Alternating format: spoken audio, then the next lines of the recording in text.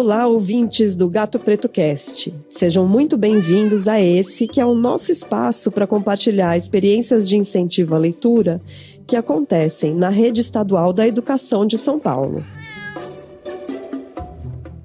Eu sou a Patrícia Silveira e eu estou aqui junto com o bibliotecário Carlos Zaguena nos estúdios da EFAP, que é a Escola de Formação e Aperfeiçoamento dos Profissionais da Educação do Estado de São Paulo. E a gente está aqui para apresentar para vocês o trabalho da Joelma Cristina Noli dos Santos. A Joelma é formada em Letras, em Língua Portuguesa, e hoje ela está como coordenadora de gestão pedagógica na EE Vereador Antônio Comar. Faz muito tempo que a Joelma agita lá a comunidade escolar dela com saraus, mostras literárias, e ela bota todo mundo para ler. E, para isso, ela tem um segredinho do sucesso. Vamos descobrir qual que é?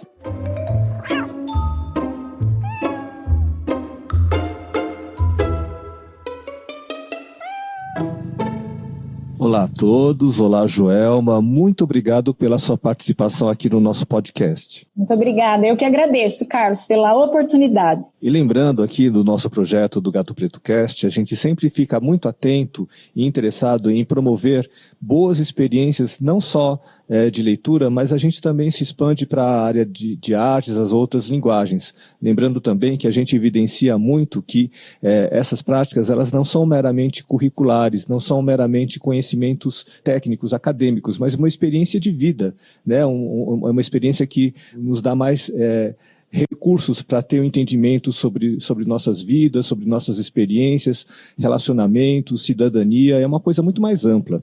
E a Joelma, ela traz, assim, nesse sentido, uma experiência que é bem adequada a esse nosso projeto. Ela trabalha com sarau e mostras literárias há muito tempo. Então, Joelma, a gente gostaria de que você nos contasse um pouco dessa experiência que é tão importante aí na sua cidade. Conto sim, Carlos. O sarau literário, ele começou aqui na unidade escolar em 2004. Então, esse ano já faz 20 anos, né, de desenvolvimento, de comprometimento com leitura e escrita. E também aqui eu vou falar sobre as expressões artísticas, que no decorrer dos anos elas começaram a ser desenvolvidas também, a partir da leitura das obras, a partir da literatura. No início, as professoras de língua portuguesa construíram um projeto voltado mais assim para a área delas, né, para a área de língua portuguesa. Então, elas escolhiam obras, poemas, contos, crônicas, e colocava os alunos para ler. Então, era um projeto fechado ali no campo da língua portuguesa. E esses alunos, ao longo do ano, eles faziam as leituras das obras e começavam ali a ensaiar. Então, cada professora ficava encarregada de uma apresentação. Umas faziam declamações, outras dramatizações, tinha também música e dança. Então, esse trabalho com o sarau começou em 2004. Já em 2011, nós sentimos a necessidade de integrar mais alunos. Por quê? Porque eles liam as obras, mas eles não gostavam de apresentar, eles não gostavam de dançar, eles não tinham esse perfil. Então, aí surgiu a Feira Literária e hoje Mostra Literária. Com isso, eles liam as obras e, através das expressões de escultura, pintura em tela e outros trabalhos artísticos, eles podiam expor. Então, o que aconteceu? A gente aproximou ali aquele que cantava, que dançava, junto daquele que pintava, daquele que fazia uma escultura. E assim, a gente continuou com esse trabalho. Hoje, né, como sarau e mostra literária. Joelma, como que ficou a frequência das leituras a partir dessas experiências? Os alunos, os funcionários da escola passaram a ler mais? Como que foi isso? Então, Carlos, nas reuniões agora, a gente parte das reuniões de planejamento. Então, lá no início de ano, nos planejamentos, né, que a gente faz ao longo do planejamento escolar, são escolhidas as obras. Então, os professores escolhem as obras, o tema que a gente vai trabalhar. De repente, é o centenário de algum autor. Esse ano, como é uma retrospectiva, então vários autores aparecem novamente. E aí, os professores passam essa leitura para os alunos. Eles passam a leitura, passam o autor, e esses alunos começam a ler. Então, eles partem de um resumo da obra, depois a professora incita, né? Aí eles têm que chegar à obra para poder desenvolver ou a dança, ou a dramatização, ou a declamação. Funciona desse jeito. E para a amostra, é parte do mesmo princípio, da leitura das obras escolhidas. Esse ano, como é retrospectiva, né, o número de obras lidas vai ser um pouquinho maior e mais diversificado, porque são vários autores, uns que retratam seca, outros que vão retratar a questão da fome, da água e assim por diante.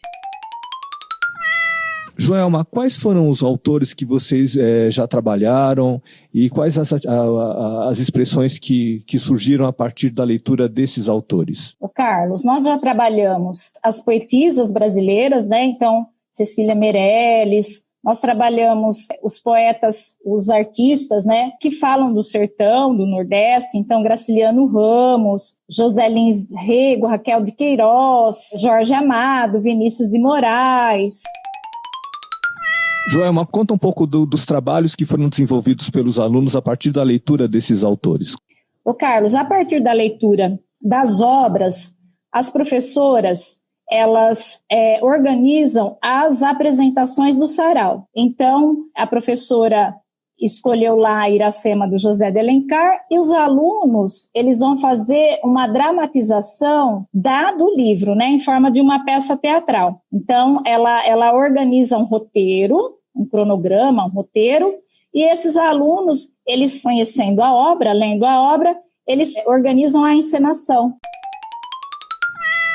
E a gente tem conhecimento, Joelma, que você estendeu, né, esse trabalho para outros públicos, né? Vocês conseguiram atingir, além dos alunos e professores, a comunidade. Conta um pouco como que foi isso também. Esse trabalho se tornou extramuros da escola. A princípio, Carlos, o sarau, ele era apresentado para um público restrito. Então, quem assistia o sarau? Os próprios alunos, né? Porque era até fora da escola. Hoje a gente já faz dentro da escola, mas antigamente a gente fazia fora, e quem participava eram os próprios alunos, os professores envolvidos, só os envolvidos e alguns pais, né?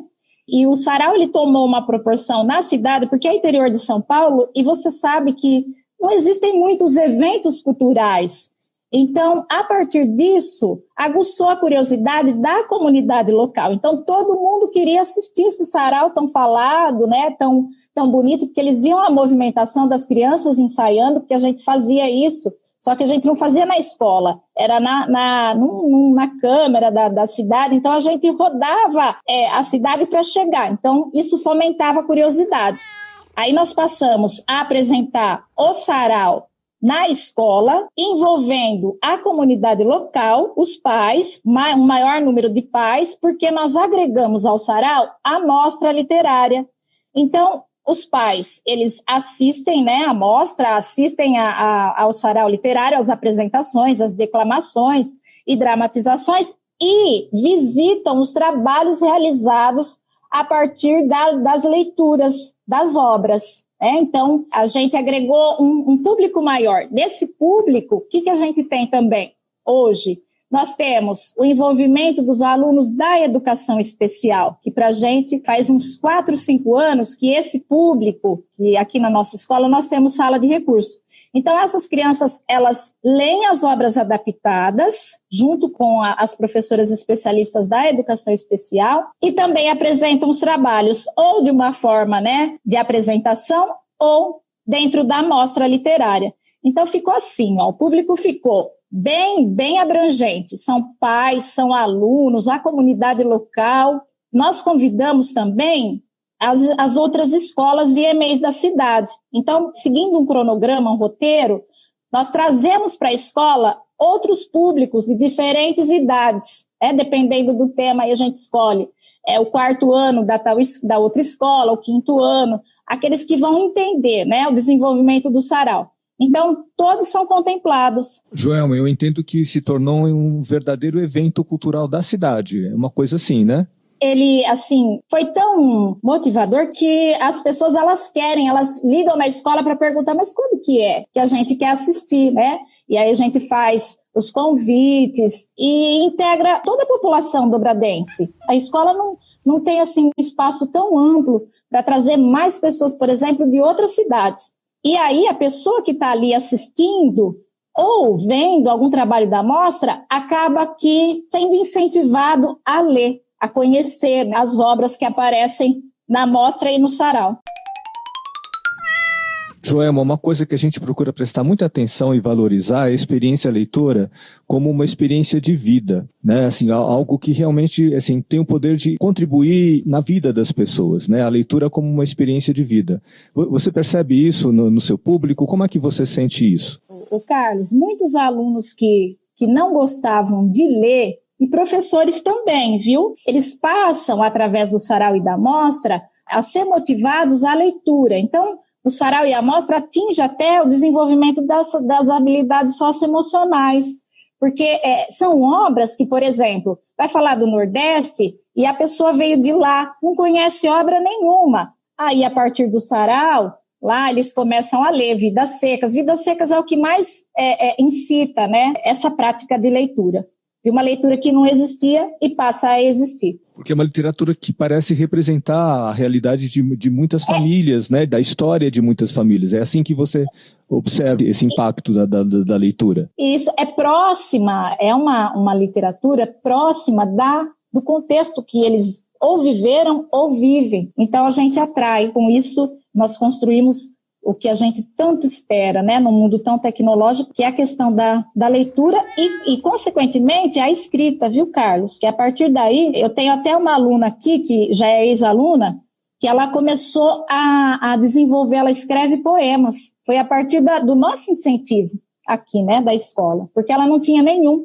Os alunos aqui de Dobrada, eles têm as famílias, eles não têm muito contato, são pessoas que trabalham em roça, sabe? Pessoas que vivem o dia todo trabalhando e chegam lá no final do dia. Então, as nossas crianças, aqui os nossos adolescentes, têm contato com os livros, com a cultura e a literatura através da gente, né, dos professores e do projeto que a gente desenvolve aqui.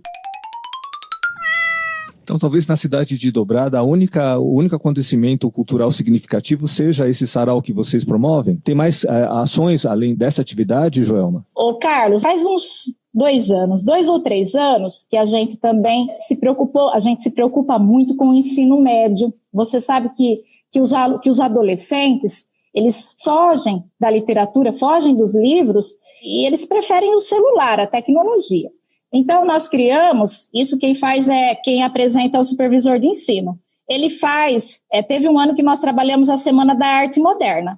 Então, ele fez um workshop literário aqui na sala de informática com os alunos do ensino médio, das terceiras séries do ensino médio, para incitar, para mostrar quais eram as obras retratadas nessa semana da arte, a diferenciar como eram as obras do romantismo com as obras do modernismo. Então, criou-se também essa atividade voltada para o público do ensino médio. Então, a gente intitulou de workshop. Então, dentro do sarau, tem o workshop literário, para atender, para aguçar esse aluno adolescente que não quer ter contato com os livros, né? E a partir daí a gente consegue, viu? Não consegue com todos.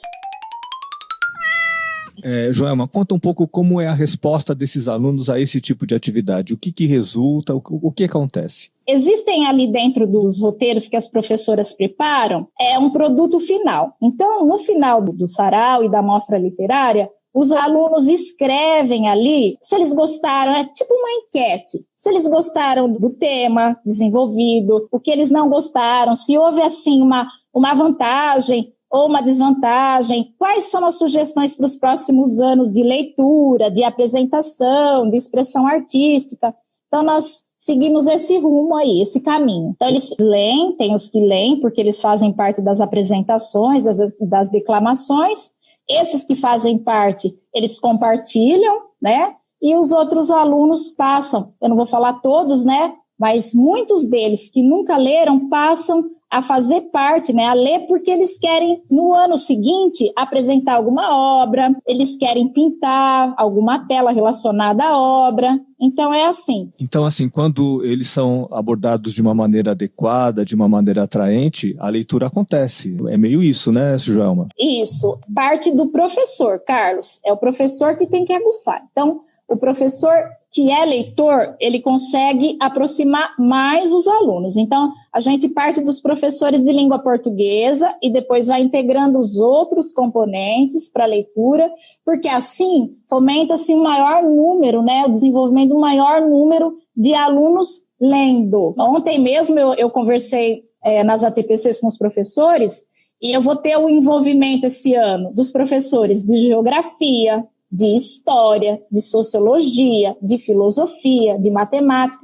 Eles já estão fazendo os planos deles para o sarau e não fugindo ali, né, do que eles trabalham. Eles escolhem os temas, né, que eles conseguem conciliar com o que eles trabalham para poder também fazer um trabalho. Só que esses professores dos outros componentes, eles trabalham mais a mostra literária. O professor de matemática, por exemplo, escolheu o tema água, que já foi trabalhado ao longo desses 20 anos.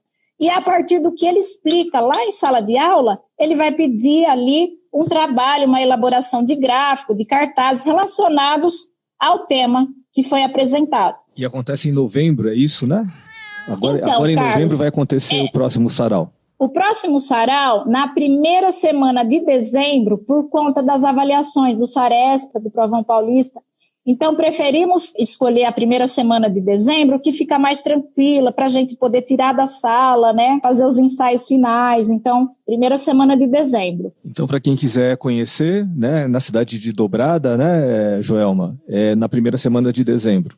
O sarau e a mostra literária. A primeira semana de dezembro seria o dia D, Carlos. É o dia das apresentações do sarau e das exposições dos trabalhos artísticos da mostra literária. Joelma, muito obrigado pela sua participação, pela sua experiência. Com certeza você está inspirando muitos outros professores a seguirem, né, esses passos que são tão bem sucedidos aí na sua cidade.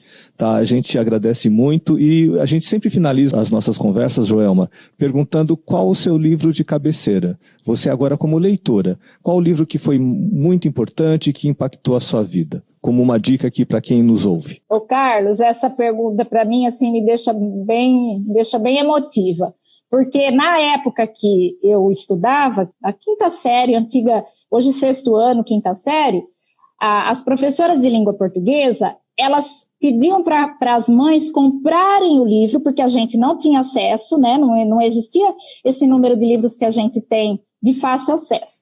Então, as professoras, elas pediam para as mães comprarem um livro e depois desse livro partisse para uma avaliação. Então, a gente tinha que fazer uma avaliação. E como a gente não tinha muita condição ali, a minha mãe fazia de tudo para comprar. O primeiro livro, e esse vai fazer parte até, né, o fim, é A Ilha Perdida. A Ilha Perdida é o meu livro, ele está... Outro dia eu fui arrumar a estante, ele está ali, sem a capa, mas ele tem um sentido para mim de leitura. Eu comecei a partir dele. E como a minha mãe não tinha condições de comprar mais, eu lia em todas as férias esse mesmo livro. Foi ele que, assim, impulsionou. Eu devo muito a esse livro. É da coleção Vagalume, né? É da coleção Vagalume, é da Maria José Dupré, se não me falha a memória. Ah, muito bom, muito bom. Então, aqui está a dica da professora Joelma. É isso aí, pessoal. Então, a gente encerra aqui a nossa conversa e a gente aguarda a todos para o próximo programa, tá? Um abraço a todos, muito obrigado.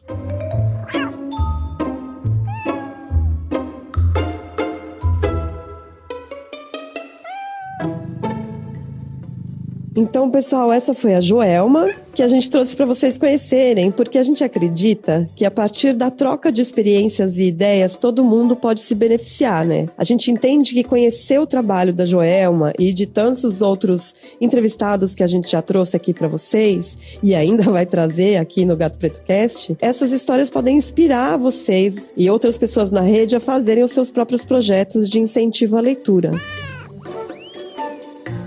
Então, se você já tem o seu projeto, se você já agita aí a sua comunidade, a sua escola, a sua cidade, se você já incentiva as pessoas a lerem mais e melhor, você também pode ser o nosso entrevistado, tá? Então, conta pra gente sobre o que você está fazendo.